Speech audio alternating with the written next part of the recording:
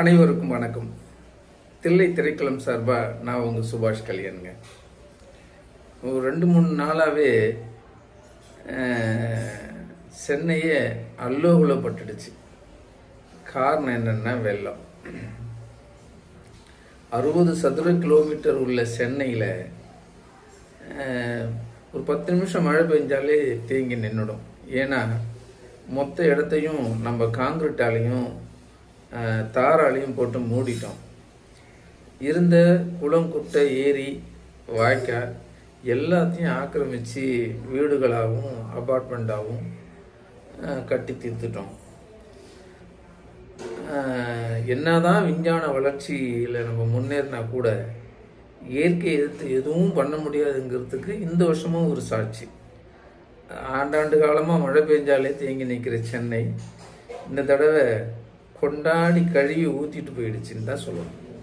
என்னென்னா எல்லா இடங்கள்லையும் தண்ணி அபரீதமான மழை பெஞ்சதால் எல்லா இடமும் நிரம்பி கிடக்குது. எங்கேயுமே போக முடியல. வீட்டை விட்டு கீழே இறங்க முடியல. 3 அடி 4 அடி தண்ணி இருக்குது. இதுக்கெல்லாம் என்ன காரணம் அப்படிங்கிறது யாராலையும் நம்மளால் யோசிக்க முடியுதா? இது கொஞ்சம் கசப்பான உண்மை தான். எப்போதுமே தன் தவிர தானாக முன் ஏற்றுக்கிற மனோபாவம் இங்கே யாருக்கும் இல்லைன்னு தான் சொல்லணும்.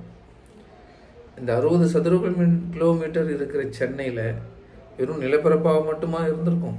எத்தனை ஏரிகள் இருந்திருக்கலாம், எத்தனை குளங்கள் இருந்திருக்கலாம், எத்தனை ஆறுகள் இருக்கலாம். இது எல்லாமே அந்த காலங்களில் இயற்கையாகவே உருவானது.